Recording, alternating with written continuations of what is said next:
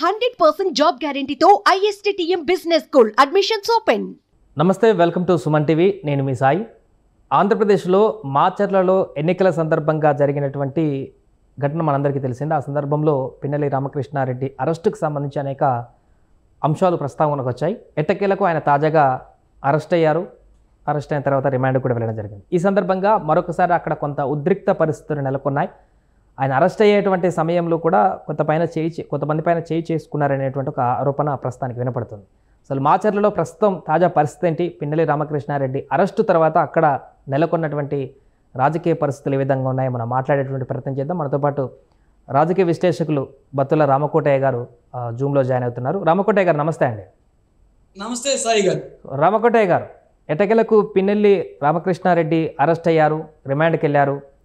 So మాచర్లలో అక్కడ ఆయన అనుచరులు కానీ అక్కడ ప్రస్తుత రాజకీయ పరిస్థితి కానీ ఏ విధంగా ఉందంటారు?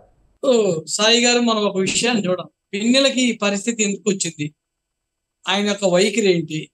ఇంతకుముందు మీరు అన్నట్లు రిమైండ్ స్టేజీలో కూడా కొంతమంది తెలుగుదేశం కార్యకర్తల మీద ఆయన చేసుకోవటం లాంటి ఘటనలు కూడా చోటు చేసుకుంటారు. అంటే ఆయన నేచర్ ఆఫ్ యాటిట్యూడ్ గురించి కానీ అక్కడ ఉన్నటువంటి విషయాల మీద ఒకసారి గతంలో జరిగినటువంటి చారిత్రాత్మక సంఘటనలు పునరావృతం చేయాల్సినటువంటి ఆవశ్యకత కూడా ఇక్కడ ఉంది. అసలు పిన్నెల నేర చరిత్ర, రాజకీయ చరిత్రగా నేర చరిత్ర, ఆయన క్రైమ్ హిస్టరీ 2004 నుంచి స్టార్ట్ అయింది. అంటే దగ్గర దగ్గర 20 ఏళ్ల ఆయన సుదీర్ఘమైనటువంటి నేర ప్రక్రియలో, ఆయన యొక్క క్రైమ్ హిస్టరీలో ఎప్పుడు కూడా ఆయన రిమాండ్కి వెళ్ళినటువంటి పరిస్థితి ఇంతవరకు దాపరించాల. మీరు ఒకసారి కనుక పరిశీలించినట్లయితే 2004లో ఆయన ఒక విగ్రహాల కేసులో ఆయన మీద ఫస్ట్ అభియోగం వచ్చిందంటారు. ఆ కేసులో కనీసం FIR లో పేరు నమోదు కాల. అట్లాగే 2009లో ఆ రోజు ఉన్నటువంటి పోలింగ్ బూత్ లో ఏజెంట్ల మీద దాడి చేయడం జరిగింది. తర్వాత 2014లో దాడి చేయడం జరిగింది. 2017లో పాపిరెడ్డి అని కళ్ళగుంటకు సంబంధించిన సర్పంచ్ని హత్య కేసులో ఆయన ప్రధాన నిందితుడిగా ఉండి తర్వాత యాంటిసిపేట్ బెయిల్ తెచ్చుకొని వాళ్ళ తమ్ముడు వెంకటరామరెడ్డి జైలుకి వెళ్ళడం జరిగింది. అట్లాగనే 2019లో కూడా ఎలక్షన్ లో ఏజెంట్స్ మీద దాడి చేశారు. ఎలక్షన్ అయిపోయిన అనంతరం వైకాపా రాగానే మళ్ళా బెయిల్ తెచ్చుకోవటం, కేసులు రద్దు చేయించుకోవటం, ఇవన్నీ జరిగినాయి. అంటే ఒక నేరస్తుడికి ఎక్కడా కూడా రిమైండ్ చెప్పకపోయినప్పుడు, శిక్ష పడకపోతే ఆ నేరాన్ని అతను పదే పదే చేయడం జరుగుతూ ఉంటుంది. దీనివల్ల ఏమవుతుందంటే సంఘంలో ఉన్నటువంటి వ్యక్తులకి, ప్రజలకి భయభ్రాంతులకు గురవుతాడు. ఒక నేరస్తుడు చేసినటువంటి నేరానికి శిక్ష పడినప్పుడు మిగతా వాళ్ళు కూడా ఈయన ఏం చేస్తాడు అనేటటువంటి భయంతో లోనై అభద్రతా భావంలోకి లా అండ్ ఆర్డర్ ఫెయిల్ అవుతా ఉంటుంది. అతనికి కూడా ఏంటంటే ఒకసారి చట్టం ఏం చేయలేదు కాబట్టి నన్ను ఎవరు ఏం చేయలేననే భావంతో క్రైమ్ ని ఇంక్రీజ్ చేసుకుంటూ ఒకటి తర్వాత ఒకటి చేసుకుంటా పోవడం జరిగింది. చివరికి ఇన్ని ఆరోపణలు ఆయన పైన నిజమే అయి ఉంటే అక్కడ మాచర్ల ప్రజలు వరుసగా ఆయనను ఎమ్మెల్యేగా గెలిపించేటువంటి పరిస్థితి ఉండేదా? ఎందుకంటే గతంలో ఆయన మొత్తం వరుసగా ఆయన ఎమ్మెల్యేగా గెలుచుకుంటూ వస్తున్నారు. అక్కడ మనం కొన్ని కళ్ళతో సూచన నిజాలు కాదు, చెవులతో అన్ని వాస్తవాలు కాదని ఒక సామెత ఉంది. అంటే ప్రజాస్వామ్య ప్రక్రియలో 2 రకాలు ఉంటాయి సాయి గారు. ఒకటి భక్తితో చేసేది, ఒకటి రెండు భయంతో చేసేది ఒకటి. ఈ రోజు ఇన్నాళ్ళ నుంచి ప్రజాస్వామ్యంలో బడుతున్న వాడిదే బర్ర అనే సామెతతోటి ఆయన రైబాంతులు చేసి ఏజెంట్లను కూర్చోనీయకుండా, ప్రజల్ని ఓటింగ్ రానియకుండా రిగ్గింగ్ చేసుకుంటూ, ప్రత్యర్థుల్ని హతమరుస్తూ, ఆయన ఎదురు తిరిగిన వాడి మీద దాడి చేస్తూ, కనీసం ఆయన మీద కంటెస్ట్ చేయడానికి కూడా భయపడే పరిస్థితి ఉంటే ఈ జోలకంట బ్రహ్మానందరెడ్డి వాళ్ళ ఫ్యామిలీ గతంలో వాళ్ళు రాజకీయ నేపథ్యం కలిగిన వాళ్ళు, గతంలో వాడు గెలిచిన వాళ్ళని ఎదుర్కొనే ధీటైన ప్రత్యర్థి వచ్చాడు కాబట్టి ప్రజలు ఈ రోజు స్వేచ్ఛగా ధైర్యంగా వచ్చి ఓటేసే పరిస్థితి వచ్చింది. గతంలో ఆయన ప్రత్యర్థులు కూడా బలహీనులు కాబట్టి, బలహీనులు గెలవలేనటువంటి భావంతో ఉన్నారు కాబట్టి కొంత ఎలక్షన్లు కూడా వాళ్ళు ప్రొటెస్ట్ చేయలేకపోయారు. అందుకని ఓడిపోయిన సందర్భాలు కూడా ఉంది. కాకపోతే ఈ ఎలక్షన్ లో మీరు చూసినట్లయితే ఈవీఎం ధ్వంసం దగ్గర నుంచి, పాలవాయి గేట్ లో ప్రశ్నించిన మహిళ మీద దూషించడం దగ్గర నుంచి, అదే విధంగా ఎదురు తిరిగిన ఏజెంట్ నంబూరి శేషగిరిరావు మీద దాడి దగ్గర నుంచి, లా అండ్ ఆర్డర్ చేస్తున్నటువంటి సిఐ నారాయణ స్వామి మీద దాడి దగ్గర నుంచి, తెలుగుదేశం కార్యకర్తల యొక్క వెహికల్స్ ని పెట్రోల్ పోసి ధ్వంసం చేయడం దగ్గర నుంచి ఇవన్నీ మనం సినిమాలో చూస్తూ ఉంటాం. ఇవన్నీ కళ్ళకు కట్టినట్టు ఒక రౌడీజాలు చేస్తున్నటువంటి ప్రజాప్రతినిధి మీద పిన్నెల పాపం పండింది. ఆ రోజు 20 ఏళ్ల తర్వాత ఆయన జైలుకు పోయాడనే భావనతో ప్రజలు ఉన్నారు. అలనాడులో. ఈ రోజు ఆయనకి కనుక ఇది జరగకపోతే రేపు ఎవరైనా సరే ఇదే పందాన్ని ఎంచుకొని ఇంకా కొంత అవాంఛనీయ సంఘటనలు, అరాచకాన్ని పరంపరం కొనసాగే పరిస్థితి అవుతుంది. కాబట్టి ఎక్కడోసారి బ్రేక్ పడింది. కాబట్టి ఈ రోజు ఈ యొక్క న్యాయ వ్యవస్థలో కొంతమందికి న్యాయం జరుగుతుంది, తప్పు చేసిన వాళ్ళు కూడా జైలుకు పోతారనేటువంటి నమ్మకాన్ని ఈ రోజు వ్యవస్థ కల్పించింది అనే భావనలో కూడా ఉన్నారు. నిన్న వారు సమయంలో కూడా ఇప్పుడు మీరు అన్నారు అరెస్టు సమయంలో కూడా అక్కడ కొంతమంది వ్యక్తులపైన చేయి చేసుకోవడానికి వెళ్ళారు పిన్నెల్లి అని చెప్పేసి.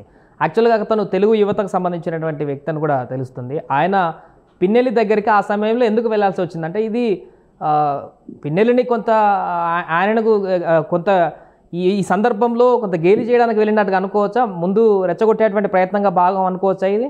మీరు అన్నట్లు తెలుగుదేశం పార్టీ యువత విభాగానికి సంబంధించిన జిల్లా ప్రధాన కార్యదర్శి అని మనకు తెలుస్తుంది. ఆయన గోడెం శివ ఏదో పేరు.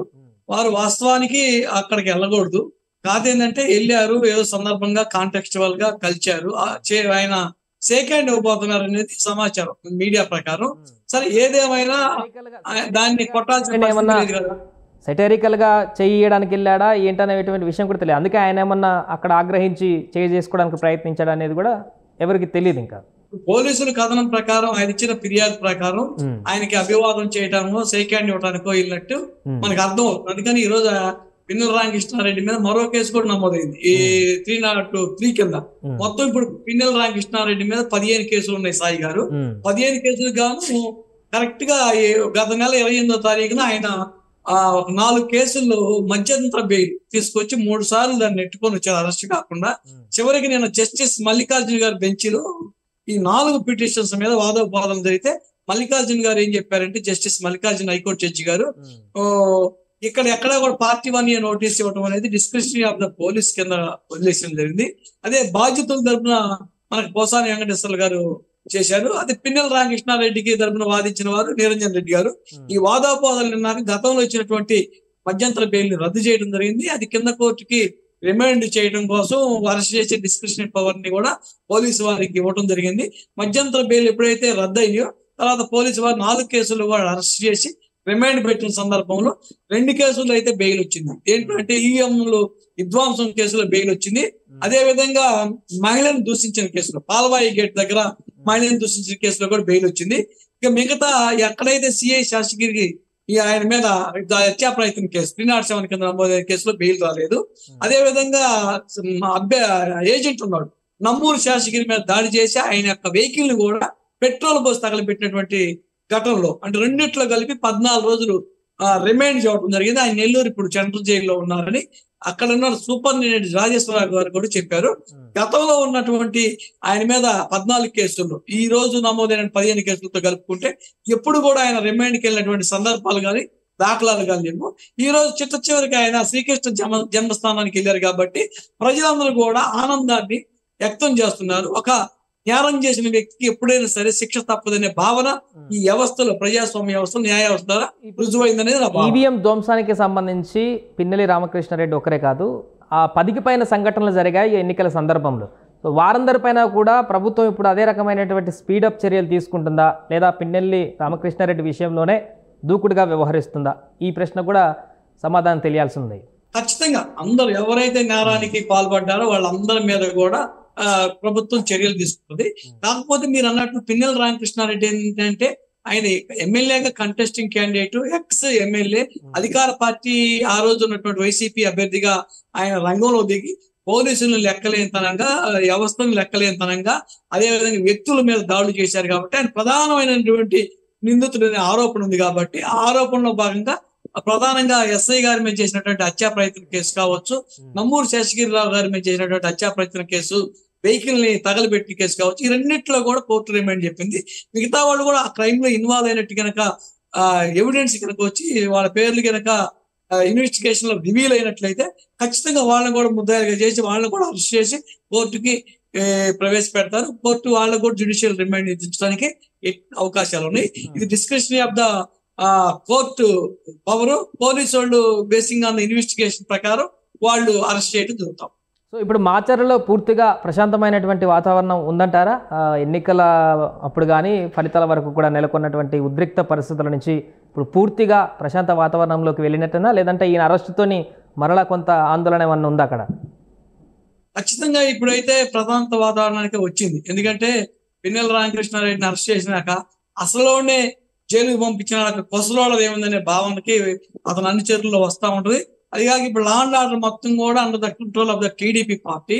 సో మొత్తం నిన్న పిన్నెల రామకృష్ణారెడ్డి గారిని అరెస్ట్ చేసినప్పుడు 2 డిఎస్పీలు, 4 సిఐలు, దగ్గర 6 ఎస్ఐలు, 10ల సంఖ్యలో పోలీసు, ఒక సినిమా పక్కీని కల్పించే విధంగా మొత్తం కూడా ఆయన్ని మనకు నర్సాపేట నుంచి మాచర్ల తీసుకొచ్చే వైనం చూసినట్లయితే మొత్తం ఎక్కడికక్కడ లా అండ్ ఆర్డర్ కూడా ముందు కంట్రోల్ గా చేసుకొని ఎక్కడ కూడా అతని అనుచరులను కానీ వైసీపీ కార్యకర్తలు కానీ ఎలాంటి అవాంఛనీయ సంఘటనలకి పాల్పడకుండా ముందుగానే కట్టడి చేశారనేది మనకు అర్థం అవుతుంది. ఇంకా జరగడానికి కూడా అవకాశాలు అనేవి లేకపోవచ్చు అనేది నా భావన. రైట్, థ్యాంక్ యూ రామకోటయ్య గారు. సో మొత్తానికి ప్రస్తుతం పిన్నెల్లి రామకృష్ణారెడ్డి అరెస్టు తర్వాత మాచర్ల రాజకీయం మరింత రసవత్తరంగా మారింది. సో గతంలో మధ్యంతర బెయిల్కి సంబంధించి కొనసాగింపులు కొనసాగినా కూడా ఆ తర్వాత టైం పీరియడ్ అయిపోయిన తర్వాత అరెస్టుకు సంబంధించినటువంటి ప్రక్రియ వేగవంతమైంది. ఎట్టకేలకు అరెస్టు చేసి రిమాండ్ కూడా కోర్టు హాజరుపరిచిన తర్వాత కోర్టు రిమాండ్ కూడా విధించడం జరిగింది. ఇంకా ఆయన పైన కొత్తగా కేసులు కూడా నమోదవడం జరిగింది. ఈ అరెస్టు ప్రక్రియలో కూడా కొంతమంది పైన చేయి చేసుకున్నారు పిన్నెల్లి అనేటువంటి ఒక అంశం కూడా ప్రస్తావనకు వస్తుంది. ఏదేమైనా కూడా పిన్నెల్లి అరెస్టుతోటి మాచర్లలో కొంత రాజకీయం అయితే రసపట్టుగా మారిందని చెప్పుకోవచ్చు. సుమన్ టీవీలో మీ పర్సనల్ అండ్ బిజినెస్ ప్రమోషన్స్ కోసం కింది నెంబర్కి కాంటాక్ట్ చేయండి.